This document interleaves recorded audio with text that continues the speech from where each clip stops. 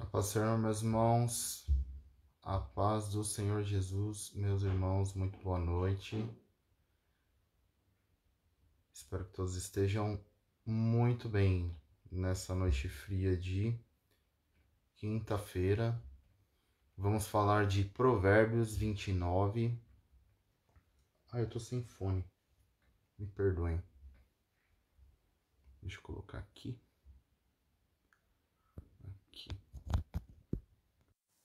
Vejam se melhorou o áudio, por favor, e me perdoem. Vou fazendo os preparativos aqui, esqueci do fone. Estão me ouvindo? Boa noite. Me retornem aí, por favor, se o áudio e o vídeo estão bons.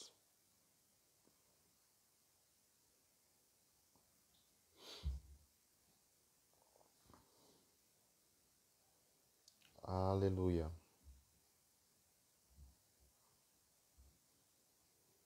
Paz, pastor. Tudo bem? Provérbios 29, vamos? Para a honra e glória do Senhor. Muita instrução, né? Vamos orar? Pai, nessa noite eu quero te agradecer, Senhor, pela tua palavra, que é rica, eficiente, viva, Senhor, nas nossas vidas, Pai. Eu te peço, Senhor, que venha nos acalmar, Senhor, no espírito e na carne, para que possamos desfrutar, Senhor, desse momento em que dedicamos, Senhor, e decidimos estar diante de Ti, para que a Sua palavra venha falar conosco, Senhor, para que a Sua verdade venha se revelar a nós, para que a Sua instrução venha a ser gravada, Senhor, no nosso coração, que a gente possa aprender, Senhor, a ouvir da Tua palavra, Senhor, e guardar, zelar por ela, Senhor, no nosso coração. Guarda, Senhor, a vida dos meus irmãos, Pai, aqueles que estão chegando por aqui, Senhor, para compartilhar, Senhor, desse momento conosco. Eu te peço, Pai, em especial nessa noite, nessa semana que tem feito muito frio, Pai, o Senhor diz na Tua palavra que, né, nem os pássaros ficarão sem cuidado, quanto mais nós, a Sua criação, a quem o Senhor fez. Então eu te peço, Senhor, zela por aqueles, Pai, que estão sem abrigo, sem moradia, sem um teto, Pai. Nessa noite, Pai, que o Senhor possa, sim, levar dos teus anjos, Pai, para que essas pessoas sejam acolhidas, Senhor, não somente no corpo físico, Senhor, mas também recebam, Senhor, uma cobertura espiritual que venha aquecer, Senhor, as suas vidas espiritualmente, Senhor, venha trazê-los à vida, Pai. A Bíblia compara, Senhor, aquele que está longe de ti como a um morto. Nós vimos isso em algumas aulas. Que o Senhor venha reviver, Senhor, a vida daqueles que estão distantes, Pai, precisando, Senhor, do teu sopro, da tua vida. É o que eu te peço e te agradeço, Pai, no nome de Jesus. Amém. Amém, irmãos? Hoje nós vamos conversar sobre Provérbios 29. Não sei onde está minha água. Então, como das outras vezes, eu vou fazer aqui, eu vou ler o versículo, o capítulo inteiro, e aí depois a gente vai conversando com ele, sobre ele, ao longo aqui desse tempo que a gente vai estar aqui, tá bom? Provérbios, ele tem muitas instruções, né, para as nossas vidas, como eu acabei comentando na oração. E essas instruções, esses dias eu estava ouvindo uma ministração, podcast, na verdade, de alguém que encontrou Jesus recentemente, né? E uma das coisas que ele disse, que essa pessoa disse, me chamou muito a atenção, e falava sobre como ele passou a encarar a Bíblia, e aí eu me identifiquei porque é como também eu muitas vezes comento e falo com as pessoas a esse respeito. Ele disse que tudo o que ele precisava fazer e o que ele não precisava fazer estava descrito, era como um manual. E o livro de Provérbios, que foi por onde ele começou a ter acesso à Bíblia, ter contato com a Bíblia, foi pelo livro de Provérbios, que não por coincidência, penso eu, tem um livro para cada dia do mês, né? Então, se a gente se dedicar, se a gente se empenhar, a gente tem palavra da parte do Senhor, instrução para a nossa vida, para a nossa família, para os nossos negócios, para as situações conjugais, para os relacionamentos entre as pessoas de forma geral. Então a gente tem instrução para a nossa vida, é um manual de instrução da parte do Senhor para nós. E Provérbios é muito rico nessas instruções, amém? Então a gente vai ler o capítulo 29, vamos meditar nele, amém? Versículo 1: Quem insiste no erro, depois de muita repreensão, será destruído, sem aviso e irremediavelmente. Quando os justos florescem, o povo se alegra. Quando os ímpios governam, o povo geme. O homem que ama a sabedoria dá alegria a seu pai, mas quem anda com prostitutas dá fim à sua fortuna. O rei que exerce a justiça dá estabilidade ao país, mas o que gosta de subornos o leva à ruína. Quem adula seu próximo está armando uma rede para os pés dele. O pecado do homem mau o apanha na sua própria armadilha, mas o justo pode cantar e alegrar-se. Os justos levam em conta os direitos dos pobres, mas os ímpios nem se importam com isso. Os zombadores agitam a cidade, mas os sábios a apaziguam. Se o sábio for ao tribunal contra o insensato, não haverá paz, pois o insensato se enfurecerá e zombará. Os violentos odeiam os honestos e procuram matar o homem íntegro. O tolo dá vazão à sua ira, mas o sábio domina-se. Para o governante que dá ouvidos a mentiras, todos os seus oficiais são ímpios. O pobre e o opressor têm algo em comum: o Senhor dá vida a ambos. Se o rei julga os pobres com justiça, seu trono estará sempre seguro. A vara da correção dá sabedoria, mas a criança entregue a si mesmo envergonha sua mãe. Quando os ímpios prosperam, prospera o pecado, mas os justos verão a queda deles. Discipline seu filho, e este lhe dará paz, trará grande prazer à sua alma. Onde não há revelação divina, o povo se desvia, mas como é feliz quem obedece à lei. Meras palavras não bastam para corrigir o escravo, mesmo que entenda, não reagirá bem. Você já viu alguém que se precipita no falar? Há mais esperança para o insensato do que para ele. Se alguém mima seu escravo desde jovem, no fim terá tristezas. O homem irado provoca brigas, e o de gênio violento comete muitos pecados. O orgulho do homem o humilha, mas o de espírito humilde obtém honra. O cúmplice do ladrão odeia a si mesmo.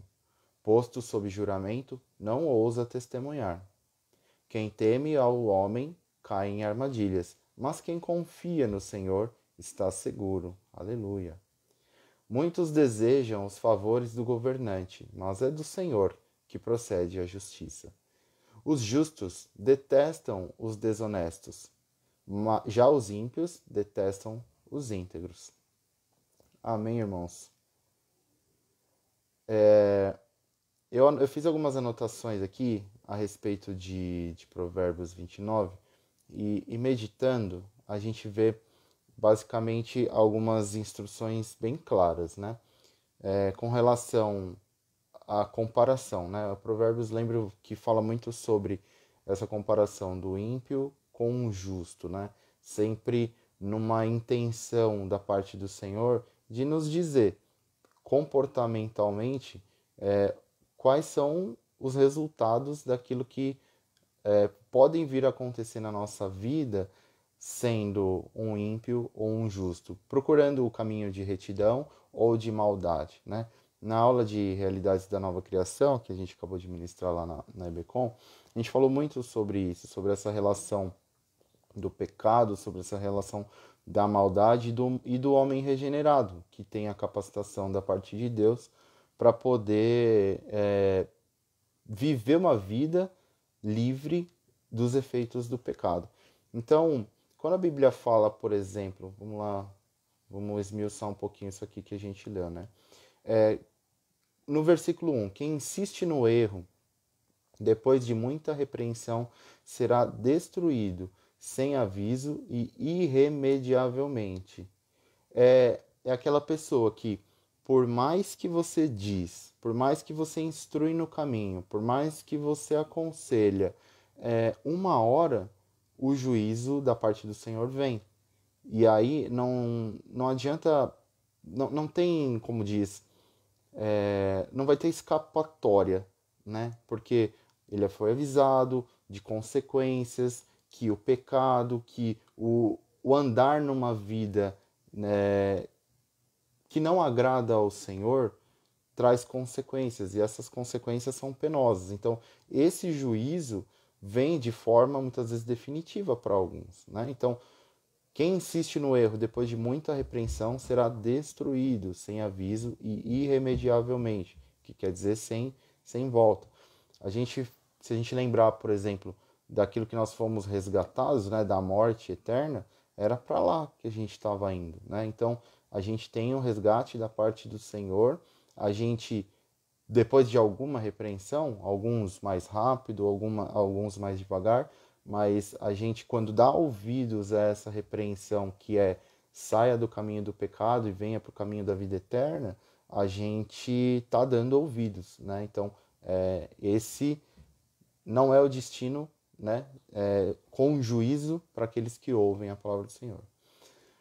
Quando os justos florescem, o povo se alegra. Quando os ímpios governam, o povo geme. E aqui, os justos florescerem, na verdade, é o desejo, a vontade do Senhor, né? Que aqueles que estão nele se destaquem, que busquem ocupar os lugares na sociedade. Para quê? Para aparecer, para ficar em destaque, para ficar em evidência, para ter fama. Não, na verdade, para ocupar um lugar que, se não for ocupado por alguém justo e com os princípios da parte do Senhor, o mal vai dominar, o mal vai ocupar aquele lugar, o mal vai estar na política, vai estar no governo, vai estar nas escolas, vai estar nos cargos de decisão. Então, onde os justos florescem, né, o povo se alegra, né, e onde os ímpios, como fala aqui o versículo, quando os ímpios governam, o povo geme. Então é o que a gente vê, não só no nosso país, né? Mas onde há corrupção, onde há suborno, e aí falando de coisas que estão à nossa volta, né? No nosso dia a dia, no nosso cotidiano, a gente está cercado de um mundo corrupto, por um mundo corrupto. Então, ainda que a gente se desvencilhe dessas práticas, né? A gente convive com isso. A gente conhece alguém que pratica algum tipo de ilicitude, né? Que vive de uma forma que não agrada ao Senhor. Então, quando essas pessoas governam, quando essas pessoas estão no poder, no governo, o povo geme. E aí o Senhor espera, né, que os seus, né, aqueles que estão nele, ocupem esses lugares para que o povo tenha alívio, tenha descanso. E se a gente lembrar, por exemplo, como era, né, o povo hebreu cativo no Egito, né, eles sofreram demais, eles foram humilhados, eles foram forçados a trabalhos pesados, né, escravos, e por causa de ganância, por causa de uma, como diz, um, uma busca desenfreada por poder, por ganância mesmo, né? Como eu comentei.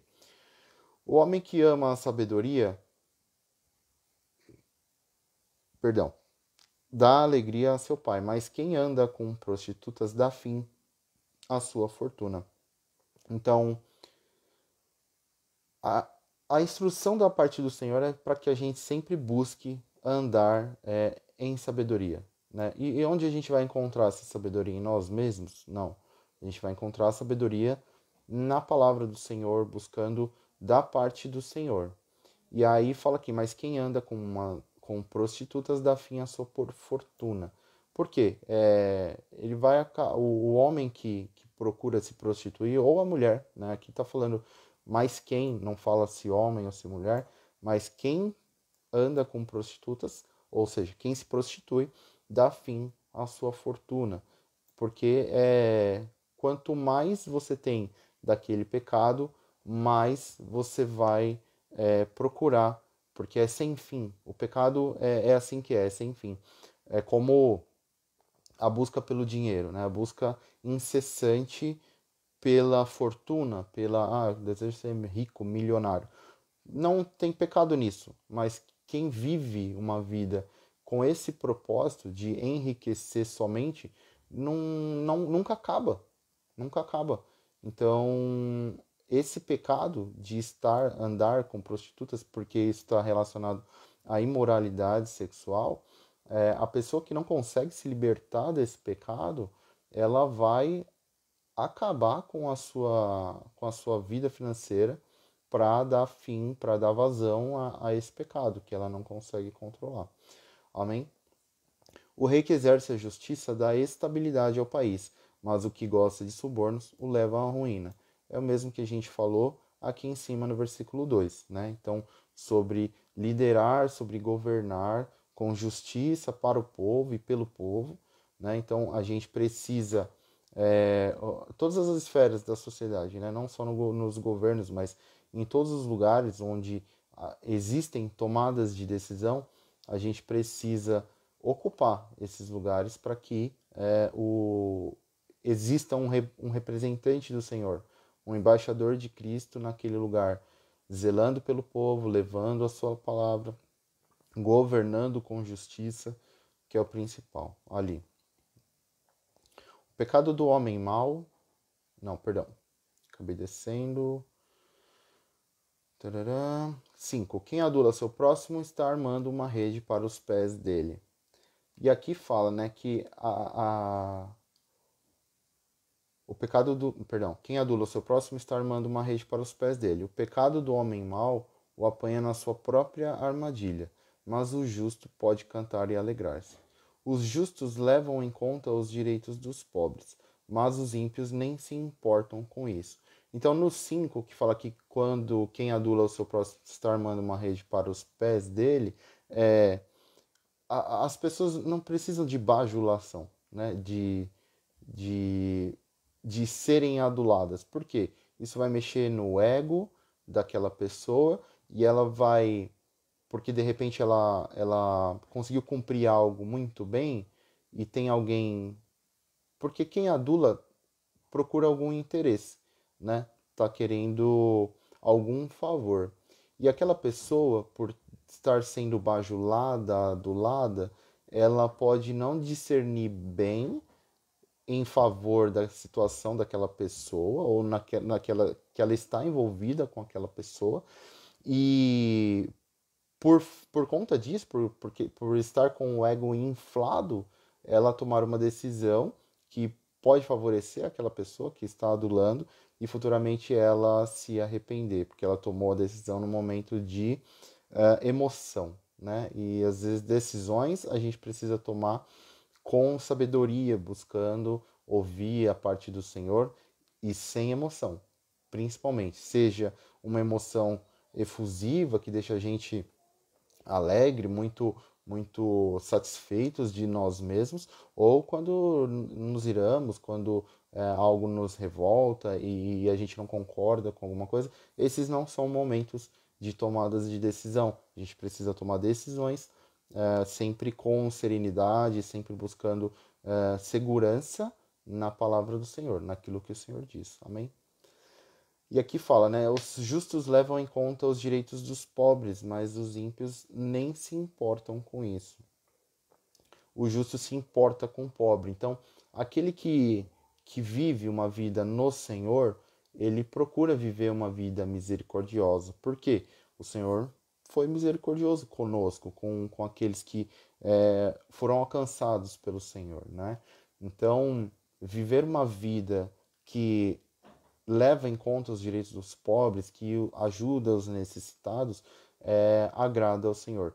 E a Bíblia faz a contrapartida disso, né? Quer dizer que os ímpios não se importam com isso. E aí eu tinha buscado aqui no meu celular, mas como eu estou transmitindo dele, eu não vou conseguir pegar aqui o que eu tinha buscado. Então, o significado de ímpio, né? Porque muitas vezes a gente lê ímpio e não traz o sentido do que isso quer dizer. Então, uma busca rápida aqui na internet, né, sobre o que é ímpio. É aquele que não tem fé. Então, aquela pessoa que despreza a presença de Deus, aquela pessoa que despreza os princípios que o Senhor estabelece, que despreza a divindade, a própria divindade, essa pessoa, ela também despreza a criação, despreza aquilo que Deus fez, não só o homem, mas a natureza, a humanidade, todas as coisas criadas. São pessoas que vivem sem piedade. Então, alguém que não tem piedade é impiedoso.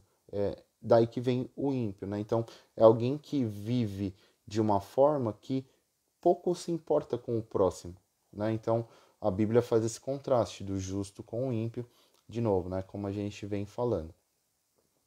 Os zombadores agitam a cidade, mas os sábios a apaziguam, né? Tá falando aqui sobre que aqui, deixa eu ler aqui mais. Tarará.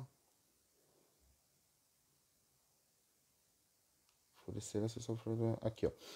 O 7 até o 9, perdão, do 8 ao 9, eles falam basicamente do mesmo tema aqui, né? Eu vou ler os dois juntos. Os zombadores agitam a cidade, mas o sábio a apazigua. Se o sábio for ao tribunal contra o insensato, não haverá paz, pois o insensato se enfurecerá e zombará.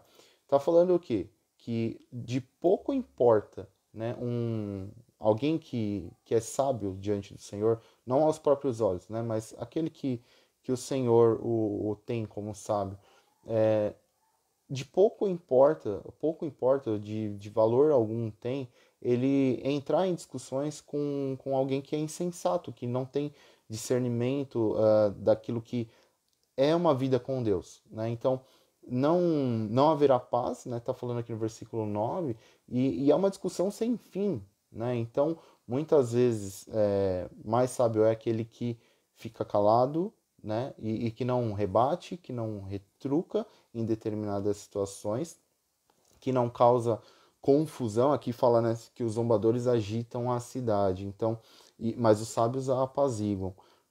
Nós somos chamados a ser pacificadores, né, e não tumultuadores. Então, que a gente possa viver uma vida de sabedoria, onde nós sejamos sábios diante do Senhor, aos olhos do Senhor, e a gente promova a paz, e não guerra, não tumulto, não é? E aqui se o sábio for ao tribunal, é onde há uma causa para ser tratada, né, entre o insensato e o justo. Então, o sábio, né, também como é colocado, a paz, né, já. Então, de nada adianta levar essas discussões sem fim. Aquele que é sábio tem que perceber, né, a hora de parar ou se precisa começar a falar alguma coisa. Os violentos odeiam os honestos e procuram matar o homem íntegro. O tolo dá vazão à sua ira. O tolo dá vazão à sua ira, mas o sábio domina-se, que é o que a gente estava dizendo até agora aqui, amém? Que tem total relação com o fruto do Espírito, que é o domínio próprio, né? Então a gente aqui está falando de provérbios, mas está falando que o sábio domina. Se hoje nós que somos nova criação, nós temos o fruto do Espírito, nós já fomos capacitados com isso para praticar o domínio próprio, né? Isso já foi, se a gente fizer uma comparação com um computador, isso já foi instalado em nós, né? A gente já tem esse programa, se a gente pode fazer essa analogia, e a gente consegue executar com sucesso, sendo guiado pelo Espírito, o domínio próprio nessas situações onde pessoas, né, sem sabedoria ou com pouca sabedoria tentam provocar algum tipo de confusão. Amém? Para o governante que dá ouvidos a mentiras, todos os seus oficiais são ímpios. Aqui fala, né, sobre. A gente falou ali em cima sobre o governante que governa sem princípios, né, sem valores daquilo que o Senhor nos capacitou, né, dos seus valores, daquilo que o Senhor coloca como corretamente moral, como de valor bom. Então, aquele que dá ouvidos a mentiras, todos os seus oficiais são ímpios. E tá falando o quê? Que é um reflexo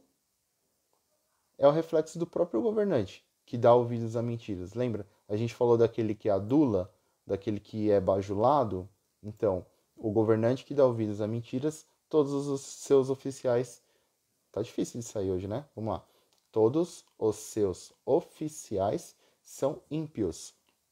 Para o governante que dá ouvidos a mentiras, todos os seus oficiais são ímpios, que agem sem piedade, que agem com injustiça, que agem a favor do suborno, a favor de corrupção.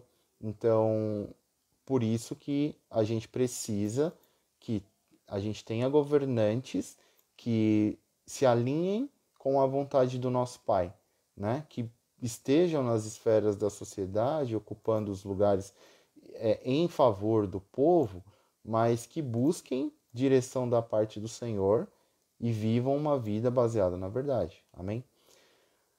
Aqui fala, né, no 13 e no 14, o pobre e o opressor têm algo em comum. O Senhor dá vista a ambos. Se o rei julga os pobres com justiça, seu trono estará sempre seguro. Aqui está falando basicamente que o sol nasce para quem é justo e para quem não é injusto, né? O Senhor fez a criação, então a partir do pecado, né, as coisas pioraram, mudaram ali diante daquilo que Deus tinha criado, mas o sol já estava posto, o sol já estava lá no seu lugar, no seu devido lugar, para bons ou para ruins. Aqui está falando de novo, né, sobre o rei, quando a Bíblia fala do rei, é a figura de um governante. Então fala, se o rei julga os pobres com justiça, seu trono estará sempre seguro. Tá vendo? Isso aqui é um paralelo com o 12, ou até o 2 lá em cima que a gente leu. Deixa eu voltar um pouco aqui. É isso mesmo. Ó, o 2 fala assim: quando os justos florescem, o povo se alegra. Quando os ímpios governam, o povo geme. Aí o 14 está falando o quê? Se o rei julga os pobres com injustiça, seu trono estará sempre seguro. Por quê? O rei, o governante, ele está colocado ali naquela posição para quê? Para dirigir o povo, governar aquela nação, aquela cidade, aquela sociedade de forma justa, de forma íntegra, para que eles se sintam seguros, né? Para que tudo seja justo, para que haja equilíbrio. Então, o seu trono estará sempre seguro porque as pessoas vão confiar naquele governante, naquele rei, como fala aqui, e o trono dele está garantido. Então, ele pode se manter naquela posição por mais tempo. No 15, a vara da correção dá sabedoria, mas a criança entregue a si mesma envergonha sua mãe. Aqui está falando que a gente deve corrigir os nossos filhos sempre que necessário. Sempre da mesma forma? Não. A gente precisa encontrar sabedoria no Senhor e equilíbrio para que a gente, na hora que precisar conversar, a gente conversa, na hora que precisar puxar a orelha ou dar umas palmadas, dá umas palmadas. Não tem nenhum problema, né? Porque aí fala mais para frente, aqui no 17, discipline seu filho e este lhe dará paz, trará grande prazer à sua alma. A gente tem filhos para satisfazer a nós mesmos? Não, mas essa discipline seu filho e este lhe dará paz, trará grande prazer à sua alma. Trará grande prazer à sua alma porque a gente vai ter um lugar de descanso, de falar assim, eu fiz aquilo que eu busquei direção, busquei instrução da parte do Senhor para conduzir a minha família e hoje eu tenho paz.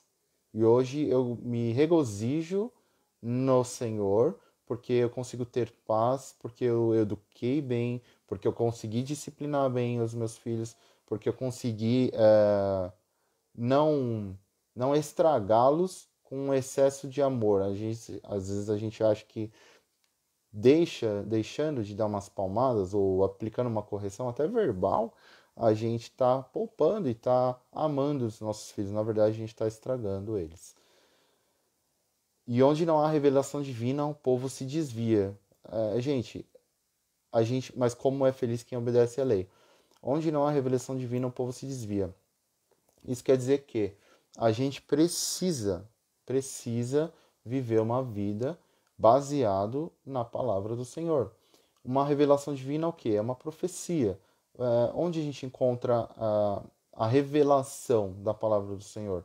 Nos nossos momentos de devocional, na nossa oração ao Pai, na palavra do Senhor, estudando, ouvindo ministrações, em tudo aquilo que onde tiver a palavra do Senhor, a gente pode ter uma nova revelação divina.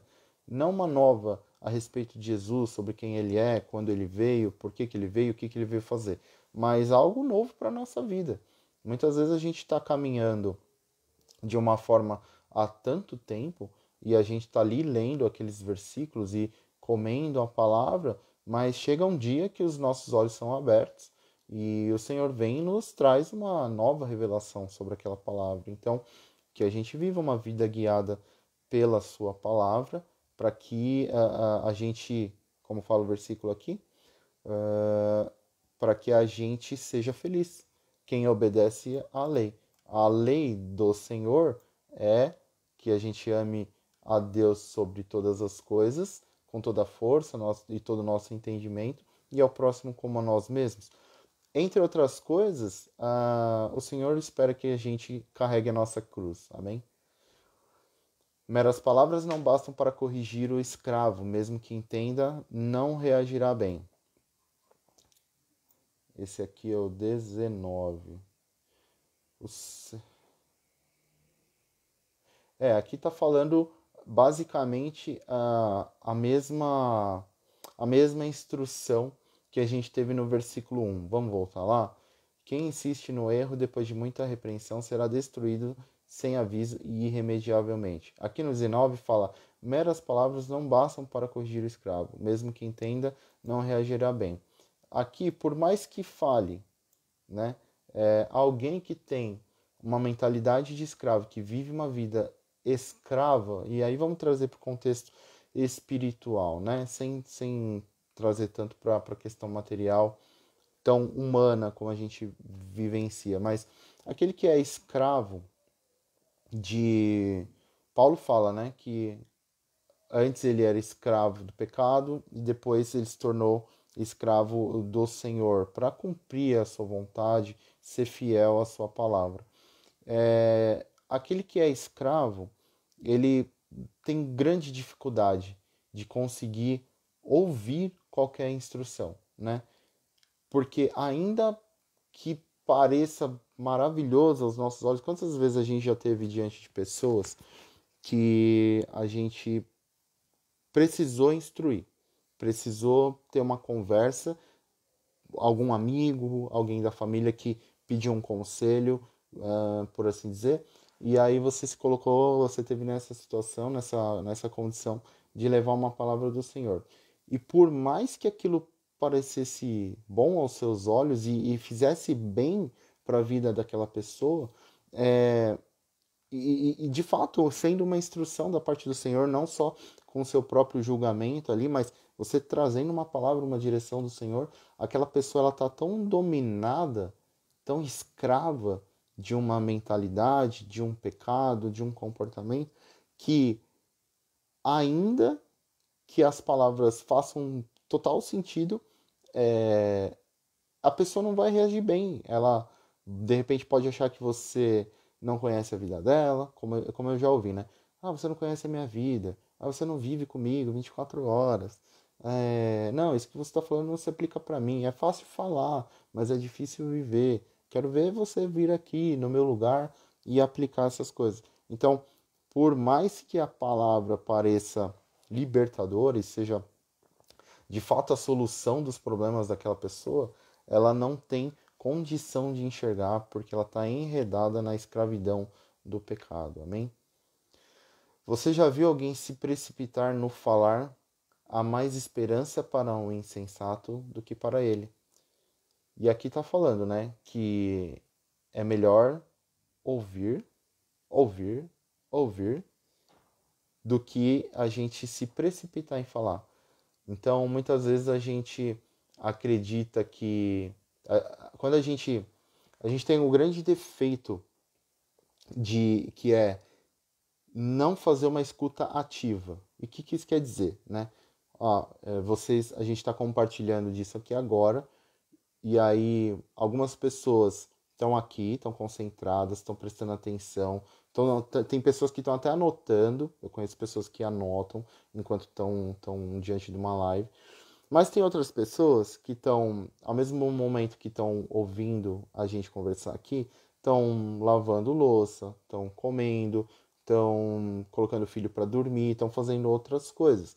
E ainda há quem esteja aqui com a pretensão, não é pretensão, mentindo para si mesmo, dizendo que está prestando atenção, mas na verdade está só esperando eu dizer alguma coisa para responder, ou para falar algo que acha que eu vou dizer, ou que a outra pessoa vai dizer. Né? Então a gente tem esse mau hábito de sempre querer antecipar, antever o que alguma pessoa vai dizer sem ela terminar de falar, sem ela ter terminado de falar. E a palavra fala aqui que para. Cadê você? No 20. Você já viu alguém que se precipita no falar? A palavra traz uma instrução. Há mais esperança para o insensato do que para ele. Nossa, o insensato, né? O livro de Provérbios, ele castiga, o Senhor traz ali repreensão, bastante condenação, né, para aquele que é insensato, para o ímpio, para o mal. E aí fala que existe mais esperança para o insensato do que para aquele que se precipita na hora de falar, que fala pelos cotovelos ou que antecipa, que tenta. O que é precipitar, né? É falar antes, né? Querer falar antes. Ah, eu sei, eu sei mais, eu sou melhor. Aquele que se precipita no falar para você, para aquele que se precipita no falar, cuidado, existe mais esperança para o insensato do que para você. Se alguém mima. Não, esse aqui nós já lemos. O homem irado provoca brigas, e o de gênio violento comete muitos pecados. Nós já falamos, né? Nós somos chamados pacificadores, nós somos chamados a produzir o fruto do Espírito, produzir o resultado do fruto do Espírito, que é o domínio próprio, e fala que o de gênio violento comete muitos pecados, porque aquele que não consegue se controlar, que não consegue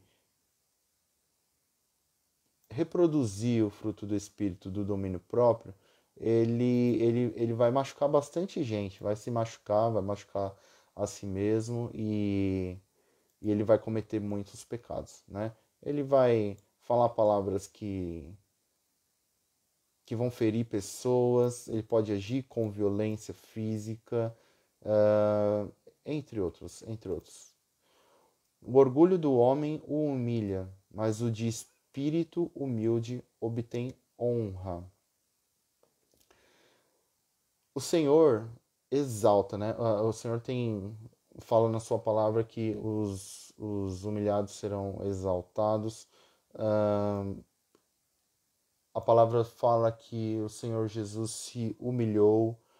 Então, o nosso exemplo de humilhação deve ser esse que a palavra ensina, que a palavra instrui. O orgulho do homem o humilha. Então, não é esse tipo de humilhação que o Senhor deseja para nós.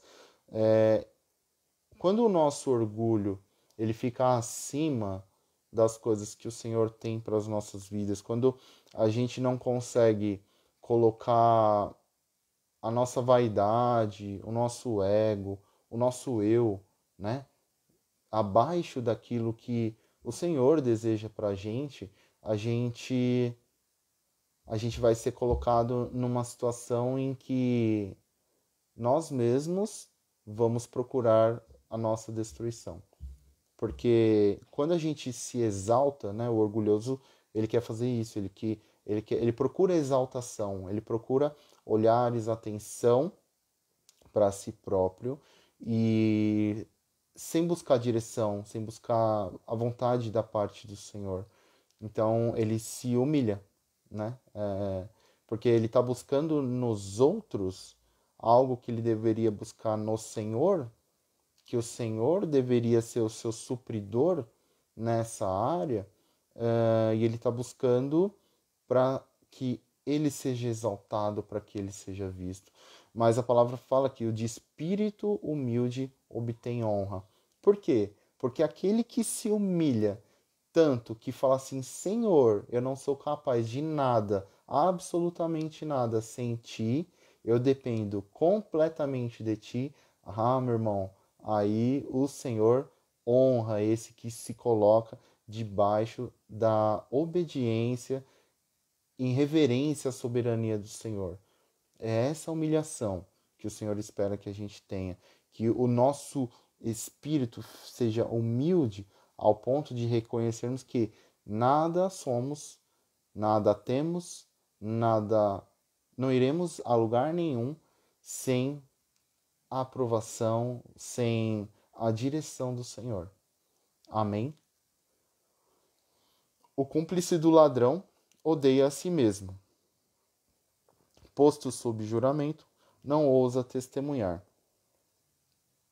O cúmplice do ladrão odeia a si mesmo por quê? Porque ele sequer participou de um crime ou de um delito, seja lá do que o ladrão está sendo julgado, mas posto sob juramento, ele não ousa testemunhar. Então, ele participa de alguma forma de algo que é ilícito, ele não tem, ou às vezes tem benefício de algo que não deveria ter sido praticado, mas ele sequer se coloca numa posição em que o Senhor desejaria, né? De não compactuar com maldade, com roubo, seja o que for. E ele não ousa testemunhar. Quem teme ao homem cai em armadilhas, mas quem confia no Senhor está seguro. Aqui é mais ou menos o que eu falei agora há pouco, né? Sobre a gente se humilhar e estar numa posição, numa condição onde a gente exalte o Senhor e a gente humilha nós mesmos, né? A gente viver a nossa cruz, carregar a nossa cruz. Por quê? Porque quando a gente confia no homem, seja no homem eu mesmo ou no homem o meu próximo, nós todos somos seres humanos falhos. Então, as minhas expectativas, as expectativas que eu coloco em mim ou em outros, elas podem ser frustradas. E aí eu posso cair em engano. Então, vamos supor que eu tenho uma decisão para tomar e aí eu procuro ouvir um conselho de alguém que não tem sabedoria, que não vive uma vida com Deus. Então eu estou confiando no homem, né? Estou procurando aquela pessoa, ela é bem sucedida numa determinada área, mas ela está longe dos caminhos do Senhor, ela não quer nem saber o que é uma vida com Deus, né? Então, se eu procuro ouvir essa pessoa e não confio no Senhor, eu posso estar me enredando em armadilhas. Agora, o Senhor pede o tempo todo para que a gente confie nele, para que a gente entregue o nosso caminho a ele, para que a gente confie no Senhor e ele endireite as nossas veredas. Por que ele prometeria coisas se ele não poderia cumprir. Deus é fiel para cumprir as suas promessas. A gente pode crer que, estando nele e debaixo da sua vontade, nós estamos no lugar mais seguro do mundo. Então, por que confiar nas nossas próprias mãos, na nossa própria inteligência, no nosso próprio intelecto, né? Ou no do próximo, né? Confia no Senhor, entrega a sua vida, os seus caminhos ao Senhor, e lá você estará seguro. Amém? Muitos desejam os favores do governante, mas é do Senhor que procede a justiça. É a mesma coisa aqui. Para encerrar, a gente fala disso, né? Que quanto mais a gente procurar entregar nossa vida ao Senhor e dedicar os nossos dias ao Senhor, procurando o favor do Senhor e não daqueles que. Outro dia eu estava conversando com algumas pessoas e ouvindo uma ministração que falava sobre relacionamentos, né? Relacionamentos que são por interesse. Então, por que eu me relaciono com alguém? Porque em algumas situações, né, o palestrante falava, né, são situações que vão me trazer algum benefício em algum momento da vida. Não são relações para para entregar um pouco de mim para alguém, para eu trocar um pouco com alguma pessoa, como acaba acontecendo no matrimônio, no casamento, mas esse interesse, né? Esse favor que muitas vezes a gente é o networking, né? Que hoje muito se fala da gente conectar com pessoas que vão me trazer benefícios, né? Esse é o pior tipo de relacionamento que pode existir, porque é um relacionamento totalmente interesseiro, tá longe daquilo que a vontade de Deus deseja para as nossas vidas. Então, o versículo fala: muitos desejam os favores do governante. O governante é aquele que detém o poder, ah, consegue tomar decisões, né? Então, muitas vezes as pessoas estão grudando num chefe, grudando em pessoas que têm influência, para quê? Para se beneficiarem de alguma forma. E não é com a intenção verdadeira de ter um relacionamento de troca, né? Verdadeira. Então, eu dou um pouco de mim, você dá um pouco de si, e a gente cresce juntos, e a gente aprende juntos, e a gente caminha juntos no Senhor, e o Senhor vai acrescentando na nossa vida. Não, as pessoas, infelizmente, e aqui tá falando, né? Provérbios 29, quanto tempo foi escrito esse livro? Muitos desejam os favores do governante, mas é do Senhor que procede a justiça. Então, a gente está tentando cumprir a nossa vida de uma forma justa e seguir de uma forma justa, mas a gente precisa confiar os nossos caminhos ao Senhor. Amém, meu irmão? Toda vez que a gente lê Provérbios, é uma direção nova, é uma instrução diferente da parte do Senhor.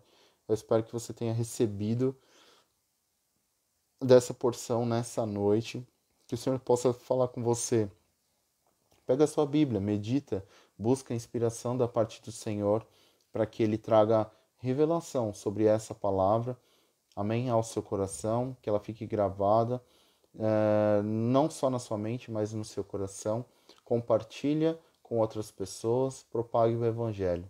Seja um evangelista. Amém, meu irmão? Deus te abençoe, te dê paz, um final de semana abençoado na presença de Deus e continue ruminando a palavra, meditando na vontade do Senhor, se afastando dos maus caminhos, procurando a sabedoria e o espírito humilde que nós falamos hoje, que seja um estilo de vida na vida de cada um de vocês. Amém? Deus abençoe cada um de vocês. Boa noite.